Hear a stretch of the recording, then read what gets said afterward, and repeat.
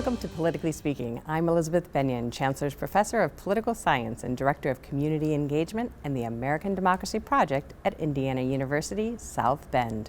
Early voting in Indiana began Tuesday, October 8th. With the election less than 1 month away, we are focused on what you need to know about how to cast your ballot. We'll talk about early voting, voting options, election security, and more as county clerks across the state oversee the election process. Joining us today are St. Joseph County Clerk Amy Rolfes and Elkhart County Clerk Christopher Anderson. Thank you both for being here. Early voting is underway. Christopher, what is turnout looking like in Elkhart County? Very heavy. We had lines at both locations in Goshen and Elkhart pretty much all day Tuesday. Very steady yesterday. Throughout the day, we've done about 1,700 voters already in just 2 days. It has been a very, very steady, heavy turnout at our early voting locations. Amy, do we see a similar turnout pattern in St. Joseph County? Absolutely. Actually, on the first day of early voting, Tuesday, October 8th, we set a record in St. Joseph County for turnout. We had, I believe the numbers, 891 at the County City Building and over 600 at Mishawaka County Services Building. So we were very happy with that. The voters were excited. Our election workers were excited as well. So I think some of the people mentioned that they would just like to get voting over with. And one man said, "Does this now mean that I'll see no more political ads on my TV?" So that was the feeling in St. Joseph County for sure. And then now I think I just checked on our numbers. They're close to 3,000 right now. So we're very happy with the turnout. Well, campaigns certainly do engage in narrow casting and targeting specific voters, but I don't think they're quite to the stage of turning off or changing your television ads for early voters. If people do want to vote early, Christopher, what do they need to know? Who is eligible to vote in person or by mail, and what do they need to know? What do they need to do to make that happen? Well, the easiest answer to that question is going to be the in-person voting. Any voter is eligible, and what they need to do, they just need to bring their state-issued, federally issued photo ID with them. We will check them in with the electronic poll book, issue them the ballot. They can then mark their ballot, and out the door they go. You mentioned the ballots by mail, voting by mail. There are, I think, 14 reasons that a voter can request and receive a ballot by mail.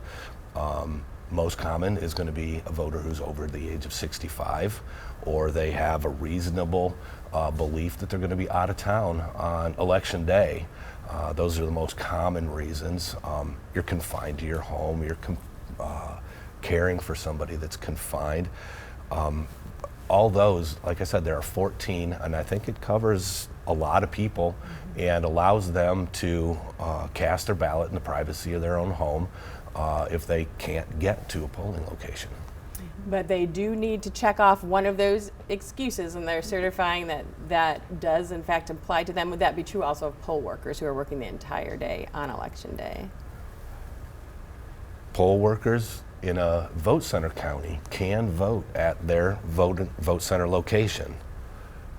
In the past, we have said that, yeah, you'll be able to cast your ballot on election day.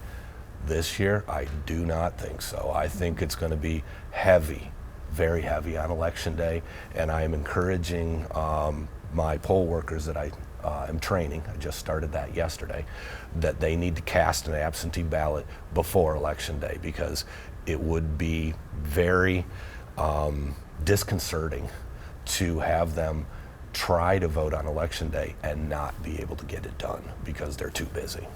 Absolutely.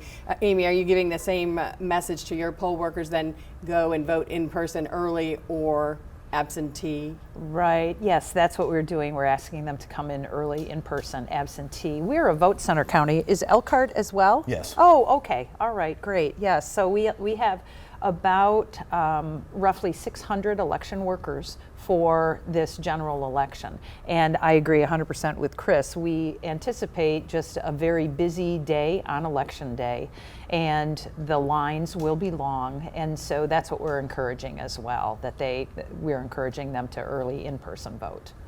Now, in terms of those election day workers, they will have a long day because the polls open for voters at 6 a.m., close at 6 p.m. local prevailing time. What do people need to know if they're voting on election day? What do they need to bring with them then? Well, on election day, of course, you have to be a registered voter, and voter registration is now closed, but you have to be a registered voter, you have to live in St. Joseph County, and you do have to bring photo ID. That's just an Indiana code, election code. You must have photo ID. We are asking our voters who will be coming to the vote centers to hold their ID in their hand while they're waiting in line, because we've had lots of slowdowns when they get up to our poll pads and ready to check in, and they have trouble getting the ID out of the wallet. Did you find that as well? True. Yes. So our sheriffs are now saying, everybody will be saying, make sure your ID is in your hand, just like when you go to the airport. Put your ID in your hand. And we are hoping that that will speed up the line a little bit. But that's all they need to bring. They do not need to bring a voter registration card or anything like that, just their photo ID, and they'll be good to go to vote. Now, what if they're a first-time voter who registered by mail? Is that an exception? Will they need to bring additional proof of residency, or does that just depend if their license actually has the current address on it? I suppose it depends on if the license has the current address on it, but that's an additional documentation that's required. And it would be your license, or it would be a bill from a utility company. It could be a bank statement. It could be a government check, something like that, because we do want to confirm that that person is who they say they are. And what I like about photo ID is that our poll clerks actually look at the photo. They're holding it up and going, oh, so I think that's the first line of defense. But again, if it's a first-time voter who registered by mail, they do have to have one additional piece of documentation. Now, those first-time voters may wonder what you mean when you say sheriff. So we're not talking about the county sheriff here. Right. No, we are not talking about the county sheriff. However, it is sort of a fun role for an election worker to play, and oftentimes anyone who is their role is a sheriff, they will come with a little toy sheriff badge. The sheriff is the one who greets the voters, welcomes them into the vote center, asks them to have their photo ID in their hand, and then if there's any case of a voter who has perhaps a candidate's T-shirt on with the candidate's name, or a hat with the candidate, or something that we call electioneering. It is the sheriff's responsibility to gently go up and mention that we are about the process here of voting. We are not at all about the politics. So they are not allowed to wear anything with the political candidate's name on it. So that's a job that the sheriff does. It's a very fun position to have. You are on your feet all day, but greeting and welcoming the voters and asking them to have their photo ID in their hand, that's what the sheriff does. Now, Christopher, for photo ID, most people probably use a driver's license or driver's permit, BMV issued state ID. They could also use a passport. For students at public or state universities, they can also use their state ID, their student ID, can't they? As long as that student ID meets the 4 criteria. 1, it has to have the student's photo on it. That's why we call it a photo ID. 2, it has to have the student's name on it. Chris, Christopher, it doesn't necessarily have to match, and that. The 3rd one is it has to have an expiration date, and that applies to all the photo IDs, with the exception of a VA or a military ID. That expiration date, it can be expired as long as it expired after November 8th, 2022, which was the last federal general election. The 4th requirement of that photo ID is it has to be issued by the state of Indiana or by the federal government. So the 3 obvious ones that meet that requirement right off the bat: state driver's license, Indiana state driver's license, a state ID, and a passport. we have been trying to work, the Clerks Association have been trying to work with the state post-secondary institutions, IU, Purdue, Ball State, and the rest of them. Do you have a expiration date on your student IDs? My student ID from Ball State when I was there was had my photo, had my name. Expiration date was a sticker that went on it, and I got a new one every single semester that said I was a student. We would like to see something like that, and we have been working, and we have gotten a lot of input from the universities in terms of how we can do that. Those are the public institutions. We're just IU, Purdue, and Ball State. People ask, well, what about Notre Dame? It's a big university. Notre Dame is not a state post-secondary institution. It is a private institution. Mm-hmm. Okay, we've got Goshen College in Elkhart County. That is not a state public institution either. Okay, right. So not private university IDs or college IDs. And I know IU did add that expiration date in part to make those IDs compliant with state voter ID laws a few years ago.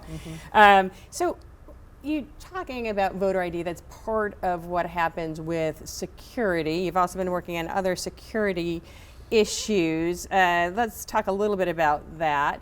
You each received some grant money actually to work on election security. And Christopher, what did you use that money for? How will it make elections more secure, or at least give you confidence that they'll stay secure? Well, we are, as you know, we had an experience this spring with a recount in Elkhart County in House District 49. During that recount time, all of our equipment was impounded. We could not do anything with it. And we got about 10 weeks behind in terms of preparing for the November election. We applied for and received from the Secretary of State's office through the HAVA program $33,500, and we are going to utilize that to purchase a backup to the computers and the equipment that we use to design, build, prepare for our election. And that will also allow us, God forbid anything should happen, we could run an election from that backup equipment. We could tabulate the election and certify that election with the backup equipment. My chief deputy and I, we participated in a CISA election security, cybersecurity tabletop event. We went down to Muncie and did that. And one of the questions that they asked while we were describing our experience was, don't you have a backup? And I said, no, we don't. And I'm already 8 weeks behind. I need to really get access so I can build the ballot. It takes a while to do that. And so we made that application, and it was approved, and Elkhart County did receive $33,500 that we are going to use to create an off-site backup system for preparing, running, and certifying the elections in Elkhart County. And under what conditions would a backup system like that be required? If your main location, God forbid, there was a fire, or sprinkler system went off because something caught a glitch, and all of a sudden you've got waterlogged computers, I would think at that point we would need a backup system, and that's what we're thinking, that we could have that off-site so that if we needed it, we could have our the media that we need and just have that backup, install it, begin. Okay, it may take us 45 minutes, an hour, hour and a half to get that set up and get it up and running, but we can do it. And at that point, that's peace of mind for me, and I hope it's peace of mind for the voters of Elkhart County and other counties that do have a backup in the state of Indiana. I think that should be peace of mind for those voters also. Hope for the best, but plan for the worst, it sounds like. What about St. Joseph County? Fire, flood, God forbid, violence in a polling place, what is the plan in place, or can you talk a little bit about at least how you are creating plans so that voters know there is one, even we know sometimes all of the details aren't good to release? Right, yes. So we took the month of August to really look into a backup plan, worked with the Emergency Management Association of Agency of St. Joe County. We contacted law enforcement. We have our emergency contact list of, if disaster strikes. We also participated in that tabletop exercise which was wonderful. They brought together the clerks, emergency management. We had our IT department there. And it was a roundtable discussion of what if disaster strikes. And it was so fruitful, I think, for every clerk that was there, because you got to sit right across the table from the IT guy and say, okay, what if there's a DDoS or something, a denial of service to the network. We got to talk exactly about that. What does happen if the power goes out, which it did in a couple of counties during the primary because of weather. So having those face-to-face conversations with the people that really matter in creating an emergency plan was wonderful. So we get updates all the time from CISA about the threats that are out for election administrators and the technology that runs elections. But St. Joseph County received money from the HAVA grant as well at the Secretary of State's office to put in equipment in our storage facility that is surveillance equipment, key card access, motion detectors, things like that, because St. Joseph County has over 1,000 pieces of election equipment. And we were just enhancing the system, so now there's outdoor lighting, there's outdoor motion detectors, so when the vote machines are being stored, all election equipment is being stored and moved out on moving day when it goes to the vote centers. Everything is under a camera and key card access. So I think that's a great step for St. Joseph County. So that people can have confidence that, one, the machines weren't tampered with in a way that will make them inoperable, and two, in a way that maybe would affect the results. Right, yes, we don't want any of that. You mentioned power going out. Are there paper ballot backup options? What does happen if something like that happens just due to weather, as happened in the primary? Right. I will talk for St. Joseph County, of course, because we are a vote center county and anyone can go to one of 41 vote centers. We would just do a media blitz that this voting location is not operational right now and the voter has 40 other choices to do. So that would be our plan. We do have backup generators at the schools and things like that. A lot of our vote centers are located at schools, and so they have their own emergency plans and backup generators and things like that. And our lead vote machine technician, Chris Lyle, meets regularly with the school administrators, for sure, just to keep them up to date, because we are taking over the school on election day, and they've been very, very helpful, and it's been great communication about what we need to run a safe and secure election in your school, and it's been a great experience. I think when some voters hear that you have a vote center and you can vote anywhere, they think that's nice, that's convenient, and this sounds great in the case of a power outage, but does that mean all these voting machines are up online, and will people be hacking in? So what do you say about those security concerns? That St. Joseph County elections are super safe and super secure. There is one piece of equipment that is connected to the internet, and that is when you check in on the poll pad, which is basically an iPad. That is required to be connected to the internet so that the voter registration information will capture that this person has checked in to vote, and that is updated to all of the other 40 vote centers so that no voter can check in a second time to vote. That is the reason for that.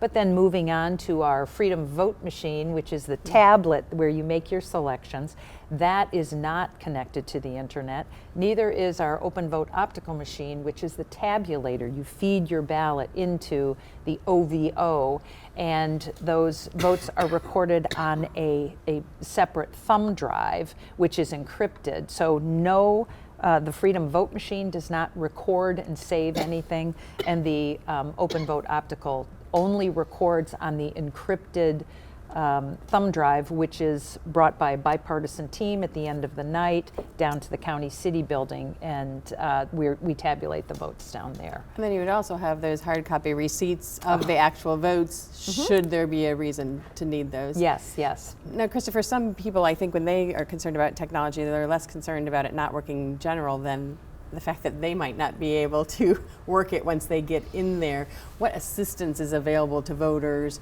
once they arrive at the polls if they're voting for the first time or haven't done it in a while, or maybe it's some new technology to them? The assistance that we have, you mentioned your sheriffs in your vote center locations. The term we use for our workers is a facilitator. They're there to facilitate the flow of the voters through the vote center. Hey, what do I do now? Where do I go? And okay, there's an open machine there for a touchscreen machine, ballot marking device that you can use to mark your ballot. Where does my ballot go now that it's marked? Well, it goes in ours is a DS200. That's the optical scan machine, and it goes in there, and that's what tabulates it. Excuse me. But one of the things that happens with these is we have very similar. We use different names for each of our pieces of equipment, but nothing, with the exception of the electronic poll book, is connected to the internet, has never been connected to the internet. And I think that's one thing that can reassure our voters that everything is safe, secure. The vote centers can accept anybody, Elkhart County registered voter, St. Joe County registered voter in St. Joe County. I think that is one of the key issues that vote centers provide for both of us. Well, speaking about accepting anybody, what about people who may have disability, vision impairment, for example? I understand there may be some audio ballot options now available. Could you perhaps talk about that, Amy? Sure. In St. Joseph County, we have ADA accessible voting units, and it's the same kind of vote machine, but it is on a table that is wheelchair accessible. It has a headset. You can vote with the extra audio. The screen is larger for anyone that's vision impaired. And if someone comes in to assist the voter, a lot of times a family member will bring somebody in. There is a form that they need to fill out. It's a voter assist form, so we can make sure that the voter knows that that person has assisted them, and we know that that's why they're standing together at the vote machine, because other voters need to know, wait, why is that voter privacy, concerns about voter privacy. So they have to fill out a form, and I'm very happy in our county city building right now we have 2 ADA accessible machines for the voters. So. And is that true in Elkhart County too? Any accessibility barriers for people, or are there places they can go if they wish to vote in person? Each one of our machines, each one of our voting locations has at least one of our, we call them express votes, that is set up that the person can wheel right flat up to it and begin casting their ballot. If the voter has a vision impairment, we also have the audio ballot. And there's a set of headphones. There's a pad, up, down, left, right, select, move forward, move back, and they can listen to the audio ballot. It does take a while. Ours is about 8 to 9 minutes. Is that? Ours is about, well, we have 20 screens, and it's about 4 or 5 minutes. Okay. Yeah. And so that does allow the voter to do that. We also, with our the screens of the touch screens, you can increase the size of the font, and that's nice. I'm 57 years old, and my eyes don't work as well as they used to. None of us at this table are over 40. What? Okay, I am. I'll admit it. The other thing that we've got, and I like this, and it actually has helped me when I've tried it, and we've had voters that we can do this. We can inverse the screen rather than black printing on a white screen. We can reverse it so it's white printing on a black screen, and that actually has helped several of my voters just in the past couple of days. Here, we can do this for you. Increase the font size. Oh, that's good. Well, what if I do this? And then I reverse it for them. Is that on their regular machine? Your regular? Oh, so it's not the ADA. Nope. Oh, wow. All of the machines can do it all at the same time, and all of our machines, all you have to do is plug in a set of headphones, and the screen that you're currently looking at is where the audio ballot will start. That's awesome. We only have about 30 seconds left. So I guess in a sentence or two, what would you say to voters who want to be reassured that we are prepared in Indiana and in your counties to handle the volume of voters expected, and that their process should go smoothly and their votes will be counted? Okay. Elkhart County, and I'm speaking for Elkhart County, and I'd like to be able to speak for all the other counties in the state of Indiana. We run all of this professionally. That's why we're here. That's why we do what we do. We enjoy what we do. People think we're crazy, but we can assure people that the votes in Elkhart County, we have a paper ballot for every single one that we can count. They are counted. They will be counted no matter what. We will have those for them. Amy Rolfes. Right. What I like to say is our elections and voter registration is transparent, bipartisan, and professional. And this work for this election has taken the whole year. I want voters to know this is what we have been doing since the beginning of the year, is organizing and getting ready. And we are ready. And I encourage everyone to get out and vote. Absolutely. Well, that's all the time we have for this week's Politically Speaking. I want to thank our guests, St. Joseph County Clerk Amy Rolfes and Elkhart County Clerk Christopher Anderson. I'm Elizabeth Benyon, and I'm echoing that point. Get out and vote, because it takes all of us to make democracy work. This WNIT local production has been made possible in part by viewers like you. Thank you.